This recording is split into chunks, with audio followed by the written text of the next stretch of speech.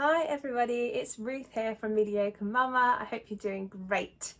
So I am going to film today a little update.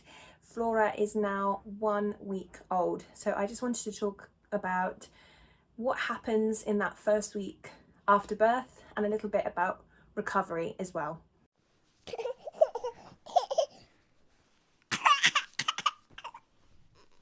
So Flora was born at home at 38 weeks plus 6, so just 1 day short of 39.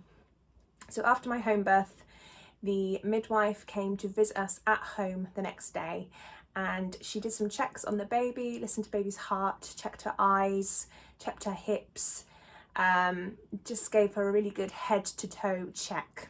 They gave me a list of things I needed to do, like register her at the GP, get her birth registered, obviously.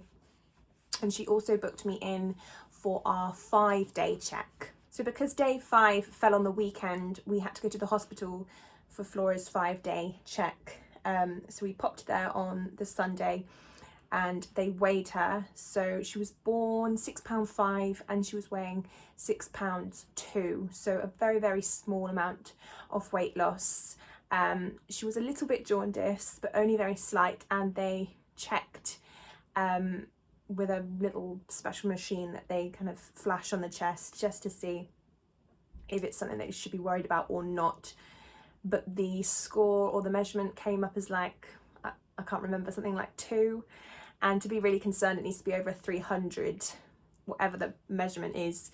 So they plotted it on a graph just to show us that it really wasn't cause for concern. And to get rid of jaundice, you just need to kind of keep them near the window, keep them near sunlight, and also breastfeeding really helps as well. Whilst we were at the hospital, they did her hearing test. So her hearing is all absolutely fine. And yeah, just did another check, talked about breastfeeding. Now, breastfeeding for me has started off absolutely horrifically painful, and this happened with my second baby as well. My first, absolutely fine, no pain, but my last baby and Flora have absolutely crippled my nipples. They have been extremely sore, and every feed I was dreading. And the midwife had a look in her mouth and said there's a very, very, very slight tongue tie just here, but it's so small, it wasn't really worth a referral because she could still lift her tongue quite high, but it was going to cause me a little bit of discomfort when feeding. There's not really anything I could do about it except kind of push forward. And when I was kind of having a little search on breastfeeding pages and support pages, I saw a lot of mums talking about silver nipple cups, and I thought, what are these silver nipple cups? So I went onto Amazon to have a look and see what these silver nipple cups were, and I bought some by Koala Baby Care. They look like this, and you literally pop it in your bra over your nipple, and no joke, these healed my nipples in about 2 days. Now, last time I was breastfeeding, it took weeks for my sore nipples to get better, and I just thought, do you know what, I'm willing to try anything. And these actually cost me £26 for some silver nipple cups, but I put them in and I thought, give it a go. And I think as well, where in the little bit of the cup it kind of holds a bit of breast milk, where it kind of leaks out a little bit, the breast milk kind of is healing as well, isn't it, on the nipple. But within 2 days, I mean, the latch still isn't perfect for the breastfeeding.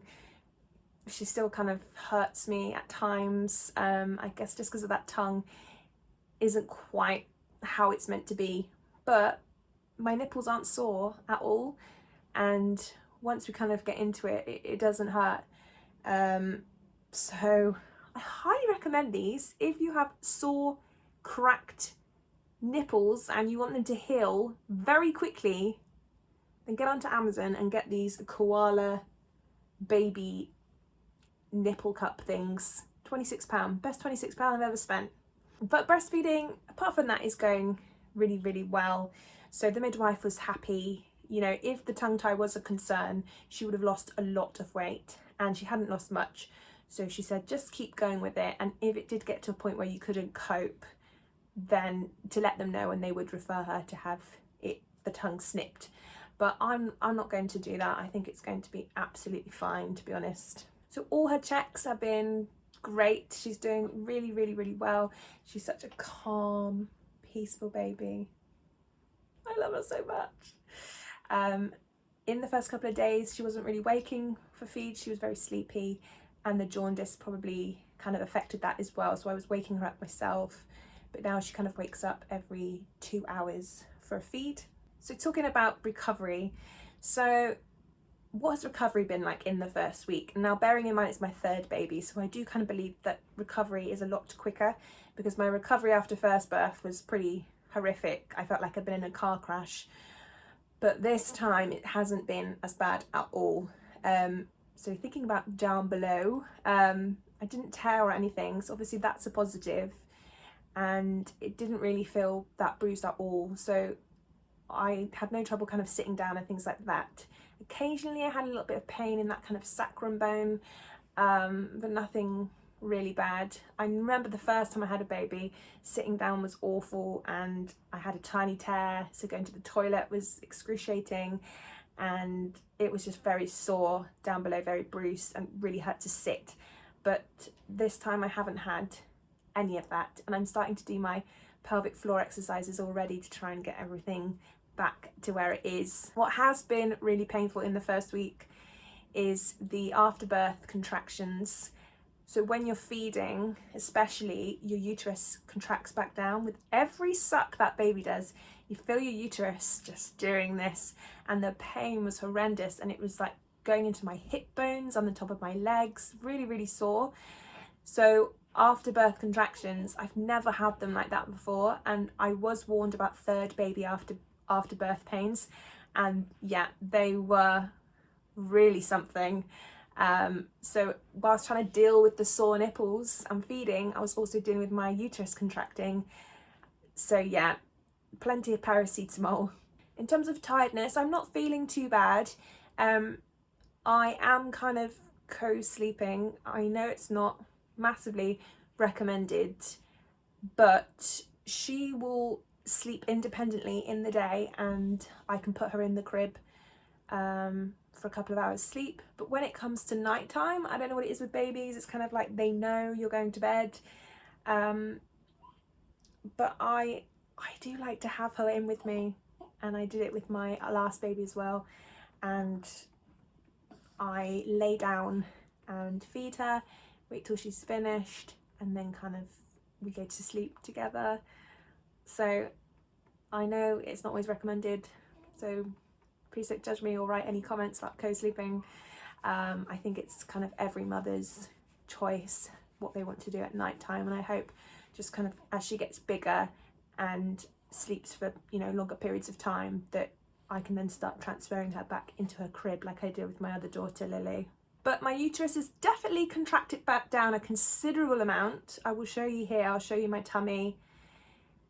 It's definitely gone down absolutely loads, and that is a massive thank you to breastfeeding. It does really shrink your uterus back down. It does really help with losing that weight that you've gained quite rapidly. So that's really good to be going down. But lots of people have, as a gift, bought me tons of cake. So this week I have been stuffing my face with so much cake.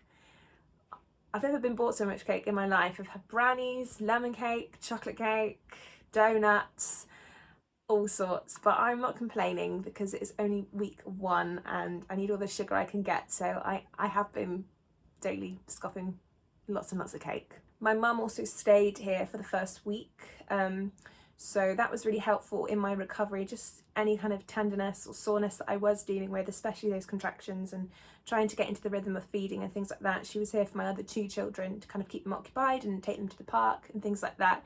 But she has gone now, but it did feel like the right time for her to leave because I kind of feel ready to take it on now. So it's been 2 days and I definitely feel like we're getting into some kind of routine. It's obviously going to take time, but but finding our way. I've managed to get out to the park, walk 30 minutes to the park, and I've done that 2 days in a row now with the children, just to get them out of the house so they can still have something to do and get some exercise. And yeah, looking after 3 children at the park, it feels a bit strange to be outnumbered, but it's really lovely so far, and the kids have been so good and really helpful.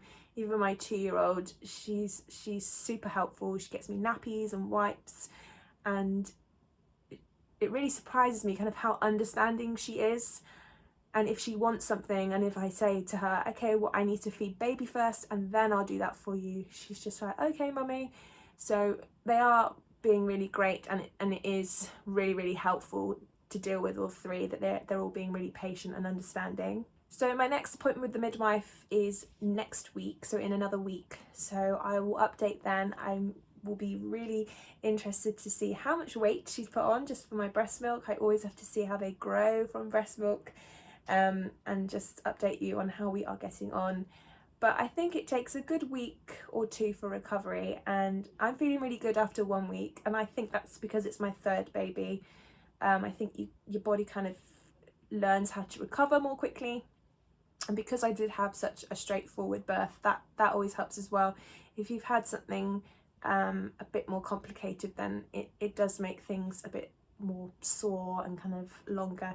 So I am very lucky, and I do appreciate that. But yes, that is my update for week 1. I'm going to wake this little one up in a minute and give her a feed because she's due one.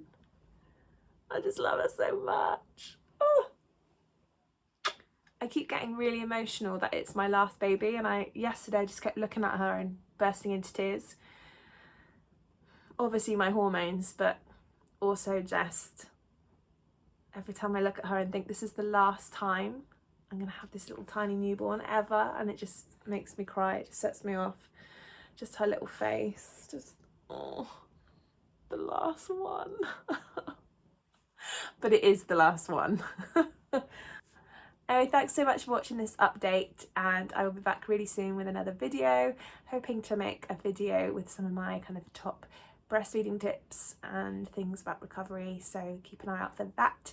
And if you would like to follow the rest of my journey as a mum of 3, then do hit the subscribe button, and I will see you next time. Take care. Bye bye.